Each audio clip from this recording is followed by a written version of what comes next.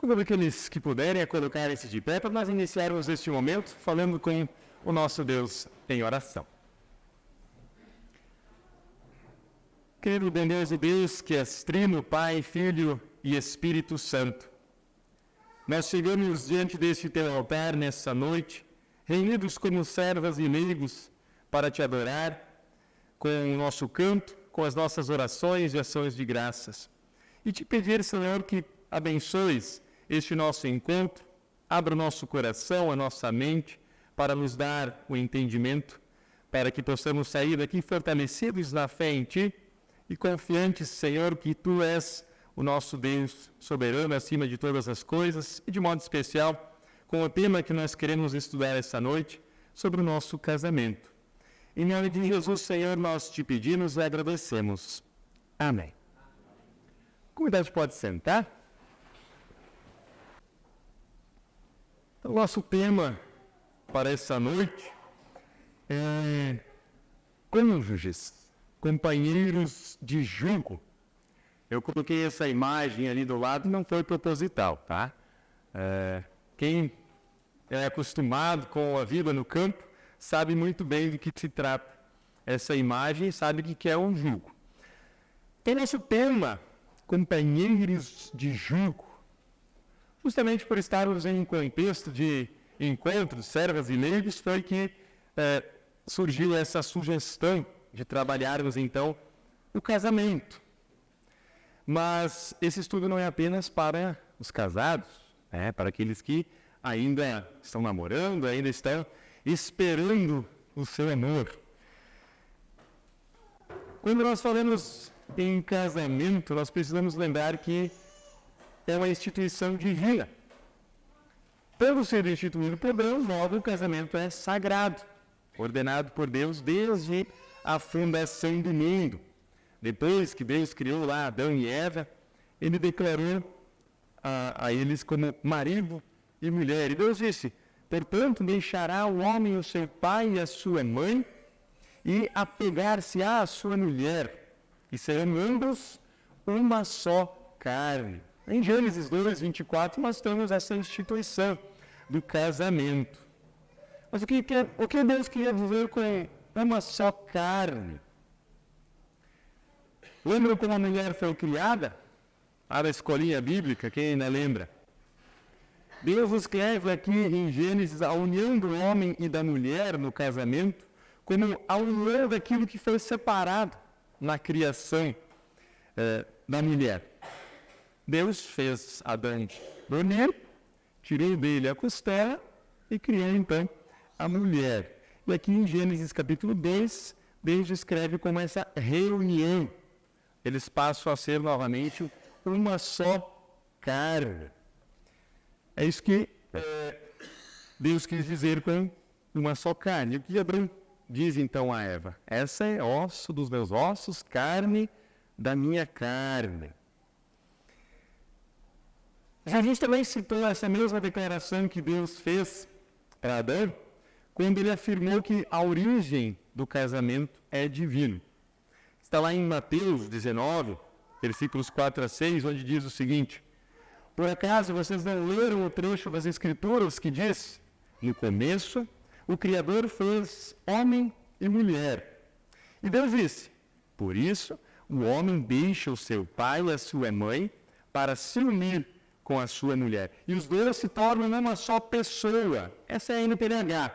Na Almeida, revista atualizada, está também aparecendo ali uma só carne. Assim já não são mais duas pessoas, mas uma só. Portanto, ninguém separe o que Deus uniu. Palavras de Jesus. Perdão, eu esqueci de passar o slide. Então aqui nós temos esse texto onde Jesus menciona aquilo que Deus já havia deixado no Antigo Testamento como a instituição do casamento. Mas por que esse tema, cônjuges, companheiros de jugo? O que significa ser um cônjuge? Se nós olharmos para a língua portuguesa, cônjuge é um substantivo que corresponde ao indivíduo que está em uma relação conjugal, ou seja, que é casado oficialmente. Então, chama-se cônjuge uma das partes no matrimônio em relação à outra. Não existe feminino a cônjuge. O cônjuge é relacionado tanto ao homem quanto à mulher. Mas o tema desse estudo ele está mais relacionado à etimologia dessa palavra do que ao próprio significado dela. A etimologia da palavra é o estudo das origens das palavras.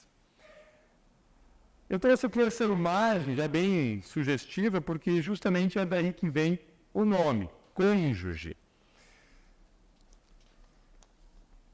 Cônjuge vem do latim, conjugatus, o particípio passado de conjugare, que significa unir, juntar, formada por junto, mas julgam, ou julgo, canga. Por isso que vem, então, a palavra cônjuge. Tá? Juntos no julgo, juntos na canga. Por isso a imagenzinha aí no final. Quem não conhece a canga é essa travessa de madeira que os bois usavam para puxar uma carroça, um arado, etc. Tá? Não é sugestivo. O casamento é uma ordem divina. Nós já vimos lá, Gênesis 2, 24. Por isso, deixa o homem, o pai, a sua mãe, e se une à sua mulher, tornando-se os dois uma só carne. Interessante. Deixa o pai e mãe. Jesus repetiu ainda essa mesma instituição em Mateus, e também Paulo, na carta aos Efésios, mencionou essa instituição divina. Tá? Já no Evangelho, em Mateus, Jesus diz que o casamento é indissolúvel. O que diz Jesus? De modo que já não são mais dois, porém uma só carne. Portanto, que Deus ajuntou, não os separe o homem. Nós vemos lá nos versículos 9 e 10, salvo em casos de adultério. Jesus está falando nesse texto em um contexto em que as pessoas estavam perguntando a ele sobre o divórcio, quando que eles tinham a permissão de dar o divórcio para a mulher ou para o marido. Visto o que é o casamento, ele como instituição divina, precisamos também esclarecer por que o casamento não é considerado um sacramento nas igrejas evangélicas, mas, no nosso caso, nas igrejas luteranas. De modo geral, no protestantismo, o matrimônio não é um sacramento. Lutero, em suas obras, ele fala que as Sagradas Escrituras conhecem um só sacramento, que é Cristo, o próprio Senhor. E em uma obra que ele escreve, chamada de Cativeiro Babilônico da Igreja, Lutero fala do único sacramento, que é Cristo, e de 3 sinais sacramentais. O que são esses 3 sinais sacramentais? Vamos voltar um pouquinho para a instrução de confirmandos.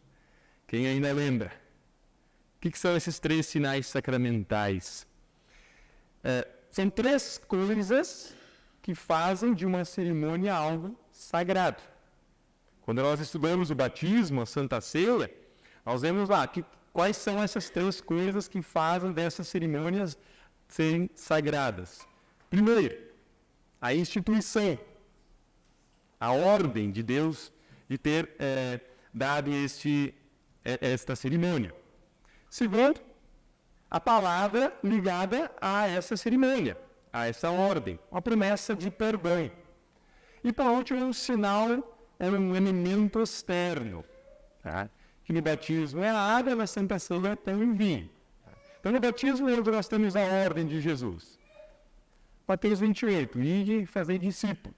Batizamos em nome do Pai, do Filho e do Espírito Santo. A promessa nós temos lá em Marcos 16, 16. Quem crer e for batizado será salvo. E o elemento visível, a água. Na Santa Ceia, a ordem está ali naquela noite antes de ser traído. Façam isso em memória de mim. A promessa está me dado e derramado em favor de vós para o perdão dos vossos pecados. E o elemento visível, palpável, aquele que a gente pega com a mão, é o pão e o vinho. A Igreja Luterana ensina apenas 2 sacramentos. O casamento tem uma ordem divina? Tem. Nós vimos que Deus ordenou lá no Antigo Testamento já. Tem um sinal externo? Alguns poderiam dizer que é a aliança que os noivos usam. Tem uma promessa de perdão ligada ao casamento? Não tem. Deus não diz, quem casará será salvo.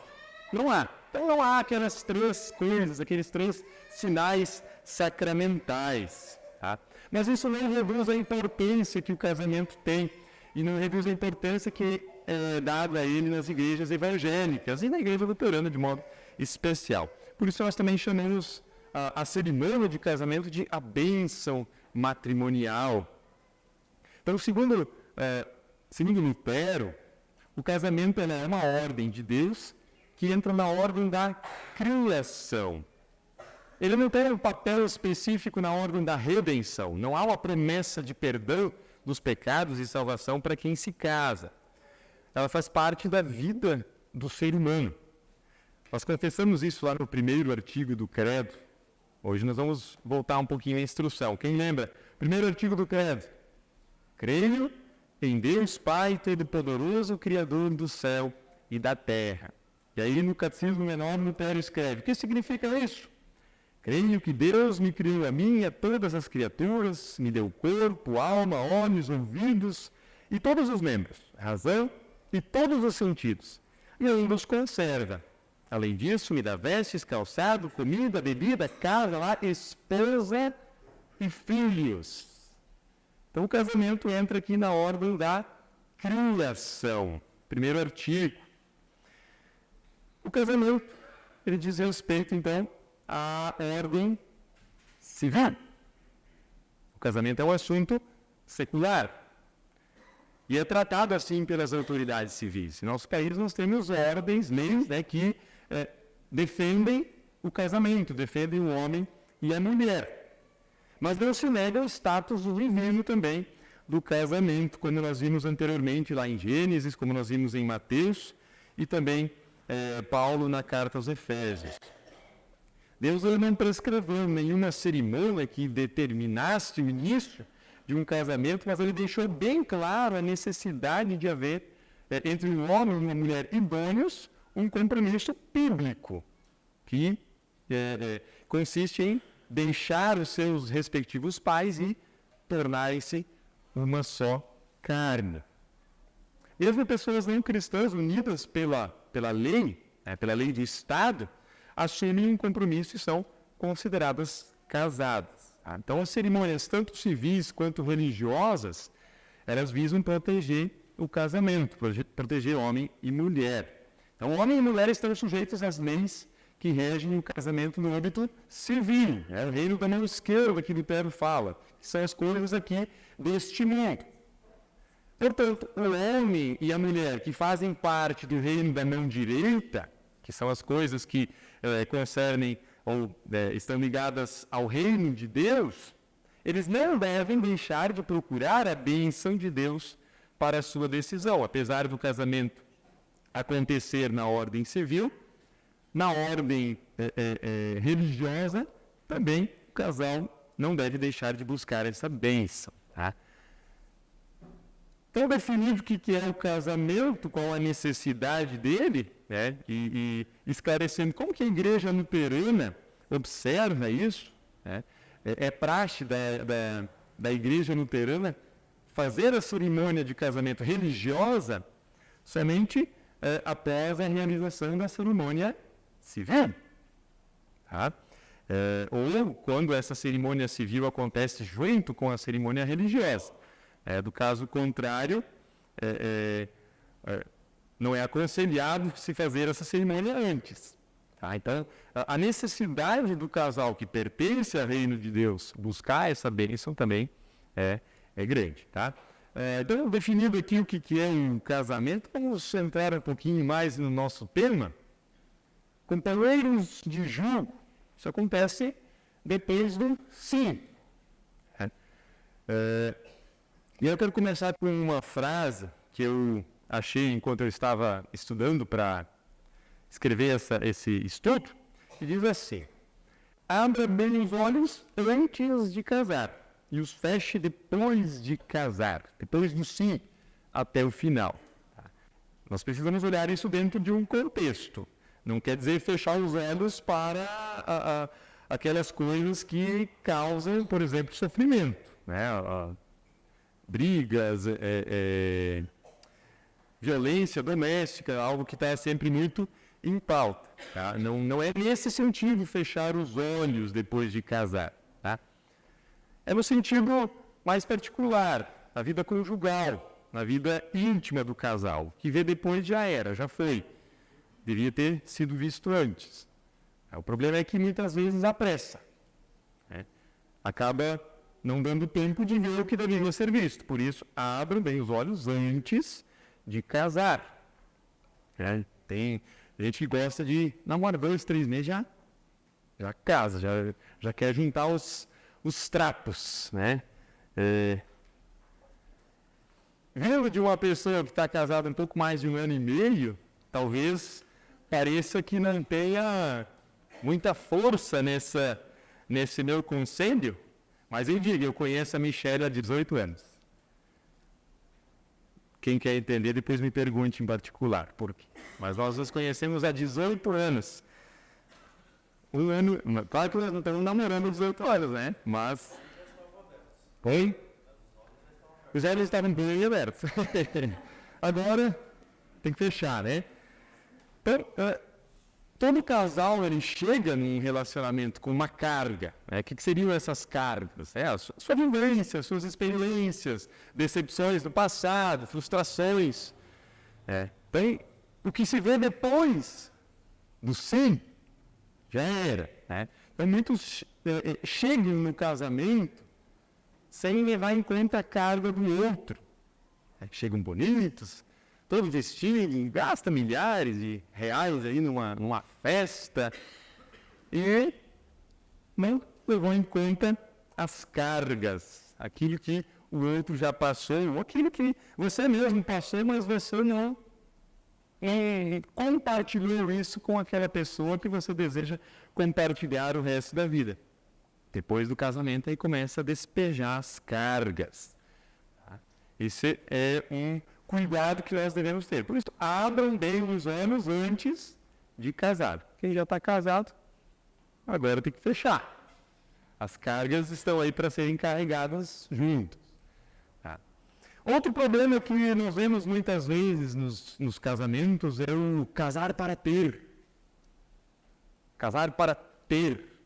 Ter um marido, uma família, filhos, um lar, a relação íntima. Ou então, casar para ser feliz. Eu vou me casar para ser feliz. Antes eu não sou feliz. Quero ser feliz depois do casamento.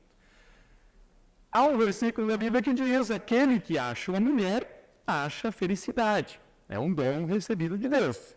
Está lá em Provérbios 18, 22. É claro que aqui nesse texto bíblico, tem uma alta consideração do favor recebido de Deus através do matrimônio, através de uma esposa piedosa. É um reconhecimento de que no casamento Deus está provendo ao marido uma esposa que ele deve defender com a própria vida, conforme diz Paulo aos Efésios. Bem como também a esposa, Deus está provendo a ela um marido no qual ela pode ver a liderança carinhosa, atenciosa do próprio Senhor. Assim como Cristo é o cabeça da igreja, Paulo aos Efésios diz que o homem é o cabeça da mulher. Ele deve refletir Cristo também na sua vida de casado. E há uma frase interessante do Augusto Cury, ele disse assim: felicidade não existe pronta, é preciso construí-la. Talvez tenha um contexto maior ao redor dessa frase, com certeza tem, mas nos leva a refletir. Felicidade não existe pronta. A gente não casa para ter ou para ser, é preciso construí-la junto. Tá? O casamento como a fonte do ser ou do ter. Onde está escrito isso, que o casamento é a fonte da felicidade ou é a fonte do ter ou do ser? isso é uma falta de conhecimento básico, né? E tem levado a muitas frustrações, né? Quem casa para ter ou para ser alguma coisa acaba se frustrando quando essa expectativa não é atingida. Então, é egoísmo isso. As duas mãos ali de cada um está apontada para si. Tá? Tudo deve ser para mim, para o meu bem. Tudo que você faz, você é o alvo. Isso é egoísmo. Ou hedonismo, então, quando se busca apenas o prazer naquilo. É claro que dentro do casamento deve-se ter o prazer do casal, a vida conjugal deve também ser prazerosa, é claro, não é um fardo a vida inteira. Há momentos, com certeza, mas buscar apenas isso, aí seria hedonismo e egoísmo. E por isso Jesus dá um grande exemplo. Em Mateus 20, 28, Jesus diz o seguinte: porque até o Filho do Homem não veio para ser servido, mas para servir e dar a sua vida para salvar muita gente. Isso é o contrário de egoísmo. Jesus veio para servir, eu vim servir. O casamento também deveria ser assim. O casamento é para fazer o outro feliz. A falta dessa compreensão é que cria esse casamento baseado no eu, não no outro, onde eu crio expectativas para mim mesmo, o eu acha que vai morar no jardim do Éden novamente, onde tudo é perfeito, e quando essas expectativas não são atingidas, então há uma insatisfação, uma rejeição, e que leva muitas vezes ao abandono.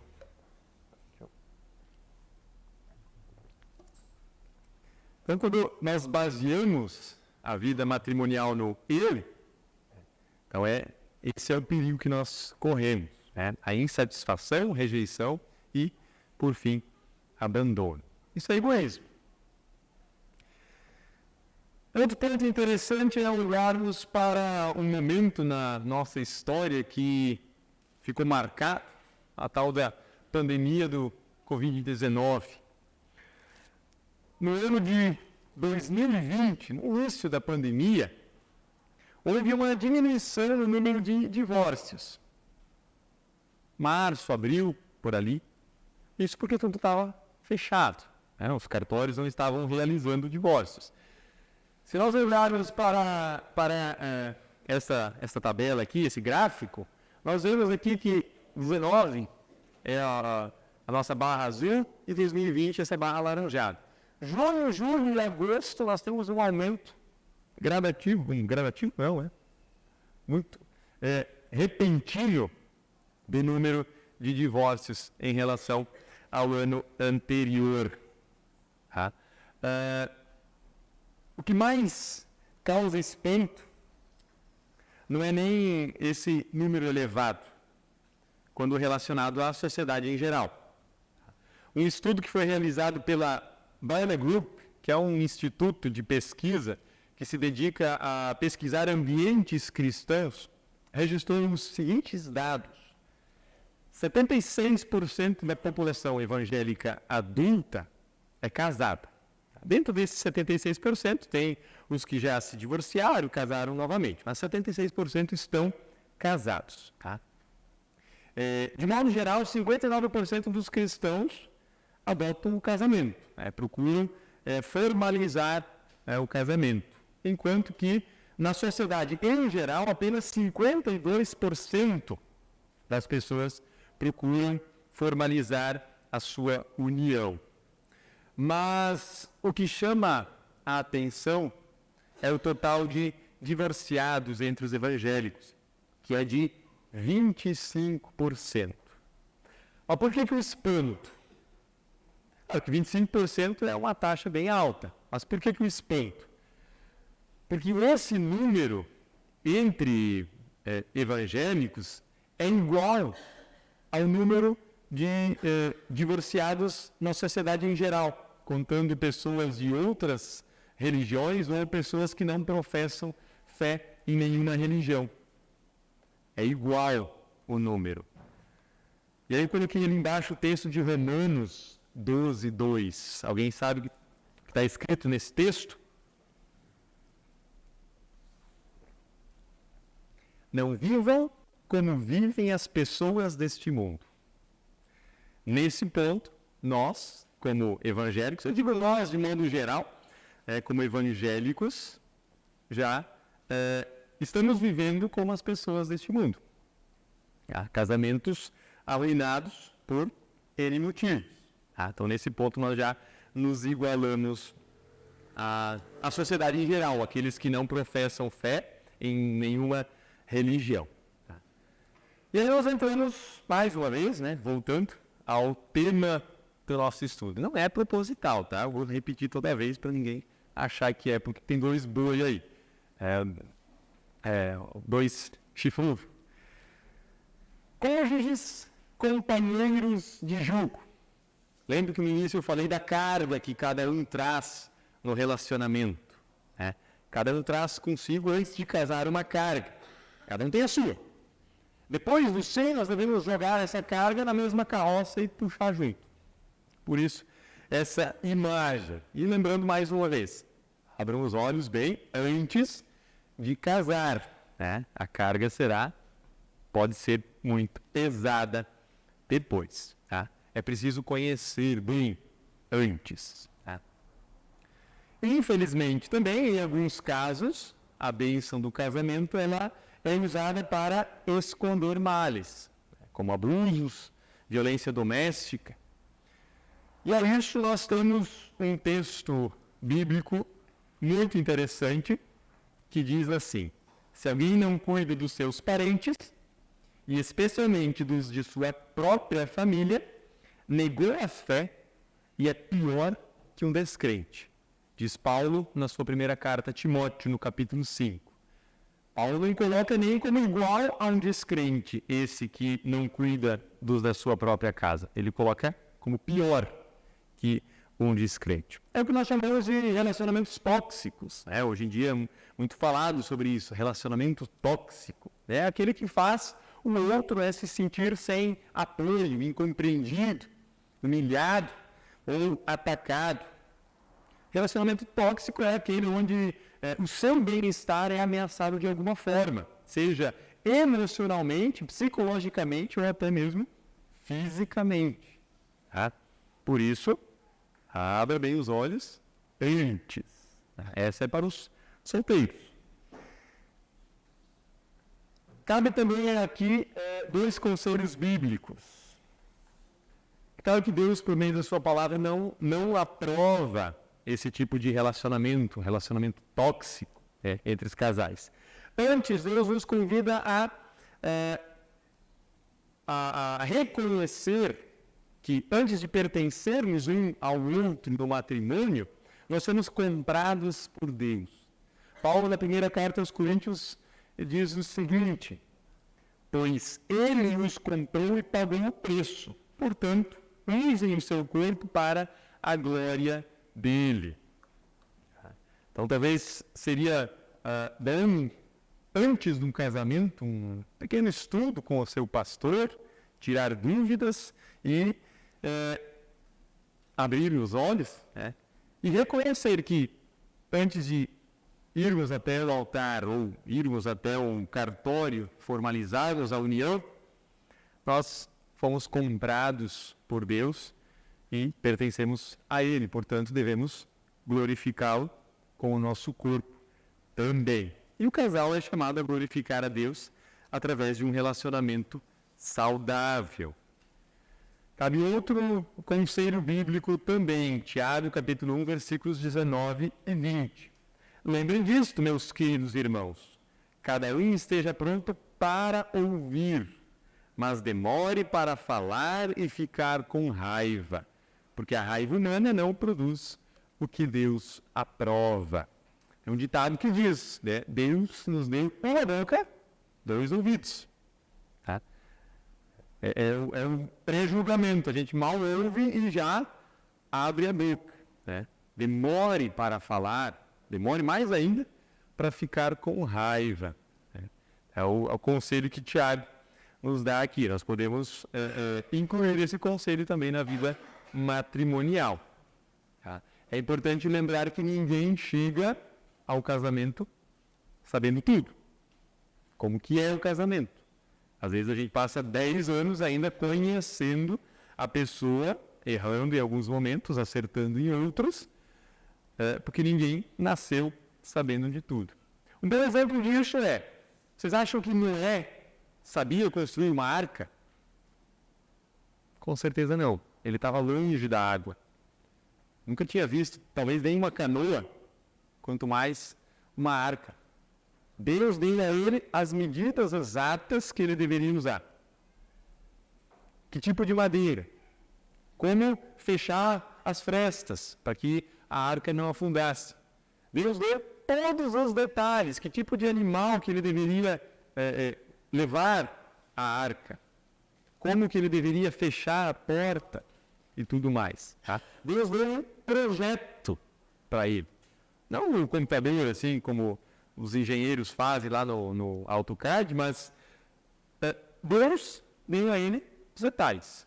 Não é, sem experiência nenhuma, foi lá e construiu. O tabernáculo também, aquela tenda que o povo no Antigo Testamento levava de um lado para o outro com a Arca da Aliança, os levitas que tinham essa função de fazer isso, eles também não sabiam como que deveriam fazer culto a Deus no Antigo Testamento. Deus deu ordens exatas, como eles deveriam fazer os sacrifícios, como, quando, quem poderia entrar no Santo dos Santos, quem poderia tocar na arca, quem não. Houve até um tal de Uzá que tocou na arca indignamente e foi morto. Ele não era um levita, não era a função dele. Ele fez um culto que não estava de acordo com o projeto que Deus havia dado para o povo. Né? Tinha uma ordem na adoração, a vestimenta que o sacerdote usava. Tudo tinha um manual criterioso que Deus deu, como deveria ser feito. Esses são os projetos de Deus na Bíblia. Hoje em dia também, nós compramos um eletrodoméstico, vem um manual. Como montar, caso precise montar, como usar e etc. É um projeto. O casamento é um projeto de Deus. Ele chamou o homem e a mulher para o projeto da família. Ele deu um manual. Nós temos o manual do fabricante. O casamento é um projeto de Deus. Família é um projeto de Deus. Nós temos aqui um manual. Ninguém nasce sabendo tudo. Eu não posso ser marido da minha esposa do jeito que eu acho que deve ser. Eu vi o pai, o vô, o tio, eles faziam assim. Não. Eu tenho que ser marido da minha esposa do jeito que está no manual. A vontade de Deus. Do mesmo jeito que a mulher também não pode ser esposa do marido do jeito que o feminismo ensina, do jeito que a sociedade ensina, a televisão. Tem um manual. Leia com atenção. Por isso existem também muitos casamentos de fachada. São bonitos. E eu falo dentro do meio cristão. Existem casamentos assim, dentro da igreja, mão dada, beijinho, abraço. Um exemplo que eu vi, enquanto estudava para essa apresentação, uma comunidade estava sem pastor, resolveram então fazer uma assembleia, chamaram o pastor, e esse pastor ele já tinha uma casa naquela cidade para onde ele foi chamado. E ele decidiu então que ele ia morar na casa dele. A comunidade fez uma assembleia, pelo jeito eram luteranos, e resolveu alugar a casa pastoral. O dinheiro desse aluguel iria para a missão. Utilizaria esse dinheiro para a missão. Veio um casal, alugou essa casa, um casal da igreja, passaram a habitar então na casa pastoral. E alguém então teve uma ideia, venha colocar uma placa na frente dessa casa. Escrito o seguinte: essa casa é de Deus, porque o valor do aluguel seria revertido para a missão. Essa casa é de Deus. Só que lá dentro da casa, o pau torrava. Era cadeira voando, prato, xícara, gritaria, xingamentos. Os vizinhos escutavam aquilo. E alguém teve a genial ideia de colocar uma outra plaquinha logo abaixo daquela que estava escrito: esta casa é de Deus, mas alugada é o diabo. Há muitos lares assim, infelizmente. Fora é alegria, é amor, mas e dentro? Como que é dentro dessa casa? Algumas perguntas para refletir. Como é a minha família da porta para dentro?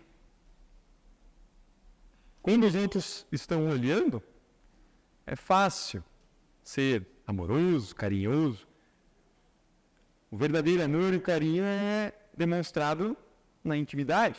Como que é a minha família da porta para dentro? Como é a minha vida com a minha esposa, com meu marido dentro do quarto? Outra pergunta que deve nos fazer refletir. A sua vida conjugal é modelo para os seus filhos? Os filhos de vocês espelham em vocês? Desejam ter um matrimônio como vocês têm? Há muita gente,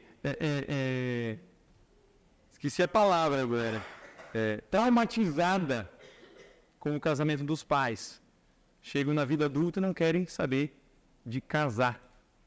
Não querem casar. Tiveram uma péssima experiência em casa. A sua vida conjugal é um modelo para os seus filhos? Pense nisso. Deus nos dá razões para vivermos bem no nosso lar. Na primeira carta de Pedro, capítulo 3, versículo 7, Pedro diz o seguinte: também você, marido, na vida em comum com a esposa, reconheça que a mulher é o sexo mais fraco e que por isso deve ser tratada com respeito, porque a esposa também vai receber junto com você o dom da vida que é dado por Deus. Haja assim para que nada atrapalhe as orações de vocês. Se por um lado a esposa é chamada aqui por Pedro de o sexo mais frágil, o mais fraco, o sexo frágil, ou em outra linguagem bíblica ele usa a imagem do vaso mais frágil, pelo outro lado ela é igual ao homem. Diante de Deus, a esposa também vai receber a mesma vida que Deus dá aos maridos. É o que Pedro está dizendo aqui. Elas são juntamente herdeiras da mesma graça divina. A Bíblia ensina que há uma diferença fundamental entre o homem e a mulher, e essa diferença ela remonta lá à criação. Gênesis, a mulher como um vaso mais frágil. Foi assim que Deus a fez. E isso não quer dizer que também ela não possa, em determinadas atividades, exercer aquilo que tradicionalmente os homens faziam, mas isso não diminui a diferença entre eles. Por outro lado, a Bíblia ensina que a mulher e o homem são iguais diante de Deus. Paulo, aos Gálatas, no capítulo 13, ele diz: não há judeu nem grego, escravo nem livre, homem nem mulher, pois todos são um em Cristo Jesus. Então as Escrituras nos ensinam a igualdade essencial do homem e da mulher em relação a Deus. Diante de Deus todos são iguais. Mas há também diferentes atribuições na família ou na igreja. Nessa passagem de Pedro, ele nos ensina que ambos, homem e mulher, são iguais diante de Deus, sendo participantes da mesma graça, ele diz. O homem não é melhor que a mulher em nenhum aspecto espiritual, moral, intelectual ou emocional. Pelo contrário, ambos são pecadores e precisam da graça de Deus. Então, quando o marido reconhece que ele é diferente da mulher e ele se conscientiza de que tem determinados papéis a cumprir por causa dessas diferenças e assume esse papel, Então, quando ele reconhece que a esposa vai herdar com ele a mesma vida eterna que Jesus Cristo prometeu, ele passa então a tratá-la com dignidade e respeito. E aí temos o equilíbrio. Cônjuge, companheiros de jugo que compartilham as suas cargas. Por isso, o tema. E esse tema nos convida a refletir sobre a importância do casamento, e reconhecê-lo como uma instituição divina, onde o homem e a mulher se unem em amor e compromisso, formando uma só carne perante Deus. O casamento não é apenas uma união legal ou social. Muitas vezes a gente confunde isso, mas sim um projeto de Deus para a vida do ser humano. É o projeto da família, onde a busca pela felicidade deve ser encontrada no ato de dar ao outro, compartilhar, em vez de buscar apenas o seu próprio benefício. A vida conjugal é uma jornada que requer conhecimento, que requer sensibilidade e, principalmente, respeito mútuo. E como cônjuges, somos chamados a carregar juntos a carga que cada um traz consigo, buscando sempre o entendimento, a compreensão em todas as situações. E é importante lembrar que o casamento não é um conto de fadas, não é perfeito do começo ao fim, mas é uma caminhada na qual nós devemos aprender a ser companheiros de jugo, enfrentando desafios, superando dificuldades e, principalmente, crescendo juntos na graça de Deus. Como cônjuges, devemos lembrar também que as nossas atitudes têm um impacto direto na vida do outro. Assim como Deus nos concedeu a graça de tornar-nos uma só carne, nós devemos tratar também o cônjuge com respeito, valorizando a sua singularidade, a sua diferença, as suas cargas e acolhendo também nas suas necessidades. A comunhão com Deus é fundamental para fortalecer esse relacionamento e para manter as orações em harmonia, como diz Pedro, né? Haja assim para que nada atrapalhe as orações de vocês. Então, na vida conjugal, a igualdade entre o homem e a mulher diante de Deus deve ser reconhecida. Ambos são pecadores, falhos, precisam também da graça. Mas também é importante entender que existem diferenças naturais e que devem ser respeitadas, valorizadas. E na complementaridade dessas diferenças que nós encontramos, o equilíbrio para construir então um lar sólido e abençoado vem do próprio Deus através da sua palavra. Leia o manual do fabricante. A vida conjugal é um projeto de Deus e deve ser constantemente estudado, revisado. Às vezes a gente esquece. Deve ser regado com amor, com paciência, com compreensão. Que, como casal, quem é casado, como solteiro que um dia pretende se casar, que possamos nos esforçar para sermos bons cônjuges, buscando a vontade de Deus e na nossa relação, para que juntos nós possamos viver uma vida conjugal feliz, harmoniosa, cumprindo o propósito divino para o casamento. Que Deus nos guie, nos abençoe em nossa jornada de companheiros de jugo, fortalecendo a nossa união, a nossa fé, a nossa esperança em sua graça e em seu amor eterno. Que Deus nos abençoe. Amém.